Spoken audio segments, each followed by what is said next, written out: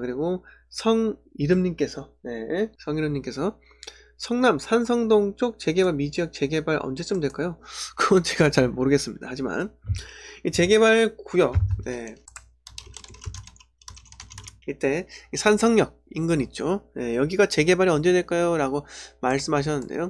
제가 그건 잘 모르겠어요. 언제 될지. 제가 알면 신이겠죠. 근데 이 산성에 여기 보시면은 빼곡하게 보이는 게 빌라들 아니겠습니까? 자, 그런데 한 군데만 보자고요. 한 군데. 길이 들어갈 공간도 없네요. 로드뷰가. 보이시죠? 이거 노후가 좀 많이 되어 보입니다. 근데 상가가 많아요. 상가가.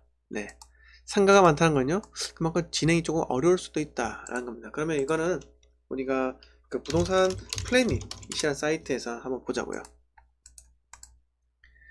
자, 산성동.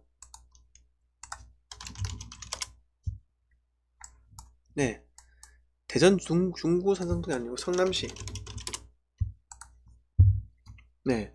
자, 성남 산성동 쪽 재개발 지역 한번 볼까요? 여기 분석을 들어가면요.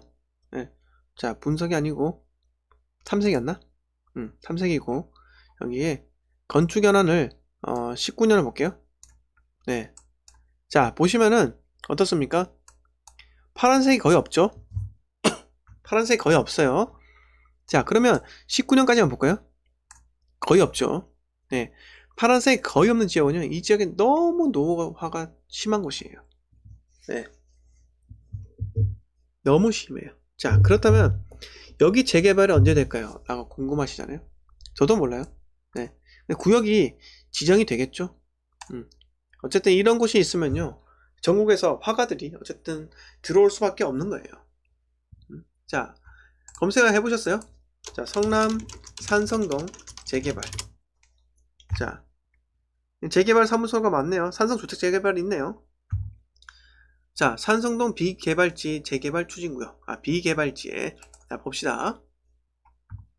자, 이거는 아니고, 성남 산성구역 재개발 이주 98%, 곧 철거 예정 84 신청, 10억 급급 매물. 이미 지정이 되어 있네요. 지정이 되어 있으면요, 아실로 볼까요?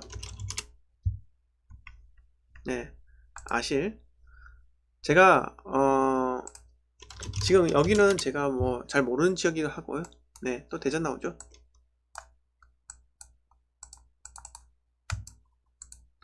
아이고, 또 대전이 나와버리네요. 자, 성남 산성동.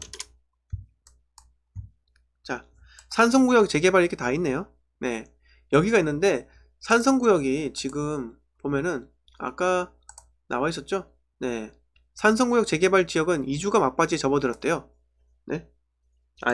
지정이 안 된 곳? 그러면 지정이 안 된 곳은 여기라 했잖아요. 여기 이쯤.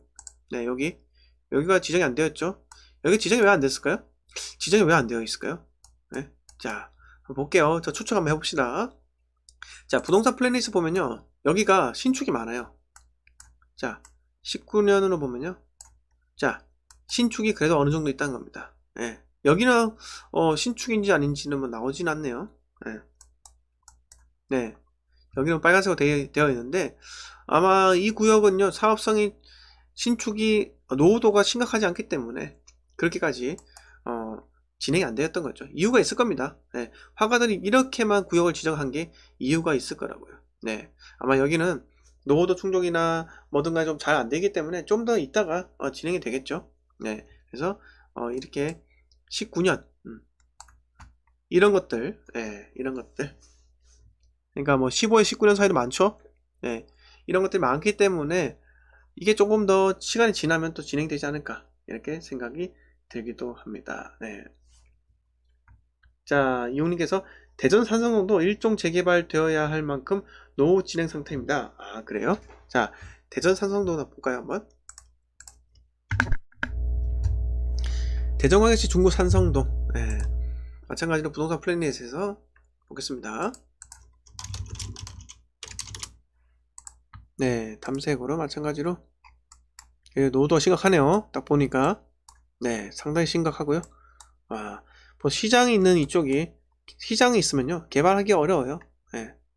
그리고 원룸 다가구가 많은 것도 개발이 어렵습니다. 진짜 이거 노후도가 심각해요. 자, 근데 저는 그렇게 생각을 해요. 뭐냐면요. 재개발은요. 재개발이든 재건축이든 구역이 지정되고 조합이 있고요. 그리고 하락기에 있는 상태에서 사업 시행인가나 관리처분인가 나은 거 들어가면 되는 거예요. 내가 처음부터 끝까지 돈을 다 먹으려고 하니까는 욕심이 있으면요. 실패를 하게 되는 거예요. 자, 우리가 오늘 제가 어떤 TV 방송 예능을 보다 보니까는 건축 인테리어 업자 사기꾼들 많다고 하잖아요. 그래서 그거를 조심하는 방법 중에 하나가 그 사람들이 사무실 갖고 있는지가 중요하다고 합니다. 자, 법인으로 뭐 등록이 되어 있고 뭐 개인 사업자 주소가 있는데 자기 주소가 아니거나 자기 집으로 되어 있다. 그게 참 조심을 해야 한다. 이렇게 말을 하더라고요. 그 말이 뭐냐? 사업을 추진하는 사람이 실체가 있어야 한다는 겁니다. 실체. 그러면 조합이란 건 생겨야 되고요. 네. 조합이 추진위가 아니고요. 조합이 생겨가지고 사업 시행인가 정도까지는 받아야죠. 그 다음에 네, 간편까지 했다. 관천 왔다. 왜 전국을 보고 하면 되는데 꼭 내가 대구도 마찬가지예요. 대구가 지금 하락기에 접어들었잖아요. 그러면 재개발 초기 단계에 들어가는 게 아니고요. 관리처분인가 단계에 많잖아요. 네? 그 이유도 많고요. 네, 그런데 들어가면 되는 겁니다. 굳이 내가 무리해서 저기 밑에 나는 한번 끝장을 볼 거야 하면서 빌라 초기 단계 잡아가지고 언제까지 갈 거예요. 네. 왜? 결국은요. 부동산이든 주식이든 궁극적 목표는 돈을 벌고자 하는 그거 아니겠습니까? 그러면 돈만 벌면 되는 겁니다. 그 돈을요. 작게라도 꾸준하게 오랫동안 벌면 되는 겁니다. 왜 자꾸 내가 욕심을 가져야 한다 하냐 이 말씀이냐고요. 네, 그건 아니죠. 네. 저는 보수적이에요. 저도 제 눈에 많이 보여요. 네? 아파트 갭 500짜리 20채 사가지고 한 채당 5천만원씩 오르면요 얼마 봅니까? 네? 자, 갭 500으로 10채 5천만원이죠. 부대비용에도 6천 들었다 쳐요. 한 채당 5천 오른 거예요. 그럼 5억 오른 거잖아요. 네? 6천 투자해가지고 5억 올라가지고 세금 내면요 한번 3억 얼마 남겠죠. 네? 근데 그거 알면서도 안 해요. 왜? 리스크가 있으니까요. 차라리 저는 편하게 투자하고 싶다 이겁니다. 편하게 투자. 그냥 내가 6천을 투자하더라도요. 만약에 내가 정말 돈이 없으면 그렇게 투자를 해야겠죠. 쪼개기 투자 해야겠지만은 그래도 저는 투자한 그래도 구력이 좀 되기 때문에 뭐 한 안정적으로 오를 것도 있죠. 뭐 1억 5천 넣어가지고 1억 오를 것들 뭐 그런 곳에 투자를 한다 이거죠. 운 좋으면 상승기를 본격적으로 맞이하면요 1억 5천 넣고 2억 3억은 오른다는 겁니다. 그런 쪽에 안정적으로 들어가는 거지. 너무 그렇게 저는 막 날파리 때처럼 그렇게 하고 싶지는 않아요. 물론 그렇게 해서 잘하시는 분도 계세요. 근데 저는 뭐 전문적으로 업으로 하는 사람들도 아니고 이제는 법인 투자가 상당히 어려워졌죠. 종부세 내고 하기 때문에 그렇게 했다가 조금 곤란한 상황에 빠질 수도 있다는 겁니다. 네, 그렇죠. 자, 5천 투자 5천 벌기 뭐 가능해요. 전국에 지방 아파트 얼마나 많습니까? 그렇게 자꾸 넣으면 되는 거죠. 근데 투자는요 자금에 따라서 내가 펼쳐야 되는 게 있는 겁니다. 너무 막 이렇게 해가지고 할 필요는 없어요. 신중하게 이제는 해야 될 때고 앞으로는 우리가 지금 취득세 중과 때문에요 가뜩이나 수요가 국지적으로 발생한다 이겁니다. 너무 옛날처럼 다주택이 될 수도 없는 겁니다.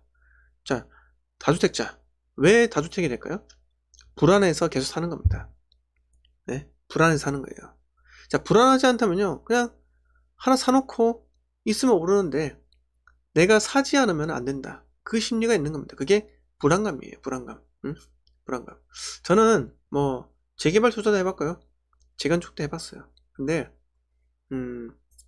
이 재개발 투자를 하지 않는 이유가 뭔지 아십니까? 예? 저는 이제 재개발 투자 안 하려고 해요. 왜 안 하냐면요. 불안합니다. 왜 자꾸 조합에서 문자 날려가지고 현청자가 어떻니? 반대 세력이 어떻니? 조합에 지금 위해를 가하는 세력들이 어떻니? 이런 걸 내가 왜 정보를 받아보고 있어야 됩니까? 그냥 저는 재개발 투자해서 돈 많이 벌 수 있겠죠. 근데 그렇게 해서 돈 벌고 싶지 않아요. 그렇게 하고 싶지 않고 그냥 저는 편하게 기존에 있는 아파트 투자해서 돈을 벌려고 합니다. 그렇게 해서 꾸준하게 벌면 장땡이잖아요. 아니 주식 투자하는 것도 아니고 주식을 하면은 스트레스 받는 게 가격의 변화, 가격의 변동이 눈에 보이니까 스트레스 받잖아요. 근데 부동산을 투자하는 이유가 뭡니까? 그냥 사면 편안하게 인연을 갖고 있으면 되니까. 그리고 사라지지 않는 존재니까. 주식은 상폐되면 끝이에요. 근데 부동산은 상폐가 없잖아요. 물론 화장 아이파크가 좀 다르죠. 그건 좀 다르고 그건 좀 다른 이야기고. 그게 경우의 수가 적지 않습니까? 뭐 우리가 아는 영화에서 고질라가 갑자기 바다에서 등장해가지고 건물 다 때려 부셔보세요. 근데 부동산은요, 실제에서는 그런 일이 발생할 확률이 거의 없지 않습니까? 예? 자, 최선희님께서 솔직히 법인 몇 명이 공시가 1억 미만 특정 단지 매집 들어가서 단기간 급등시키고 털고 나오는 거 좋아 보이진 않아요. 저도 마찬가지예요. 네. 그런 게 바로 투기죠. 솔직히. 그건 잡아야 됩니다. 네. 공시가 1억 이하, 1억 미만. 물론 저도 주변에 추천을 해요. 특히 청주에 우리 골드 멤버십 분들한테 이야기 드린 게 청주, 땡땡 주공 아파트. 이야기 드렸잖아요. 응? 자, 이게 무조건 저는 그렇게 생각했어요. 공시가 1억 미만인데 층수가 낮아가지고 재건축 들어갈 확률이 매우 높다. 투자를 해라 해서 몇 분이 매수를 하셨어요. 근데 그런 지역이 있다는 거죠. 그런 지역. 근데 그런 지역에 있는 반면에 공시가 1억 미만인데 특히 저기 청주는 좀 법인에 대해서 부정적이에요. 근데 저기 수도권 그런 데 있잖아요. 수도권.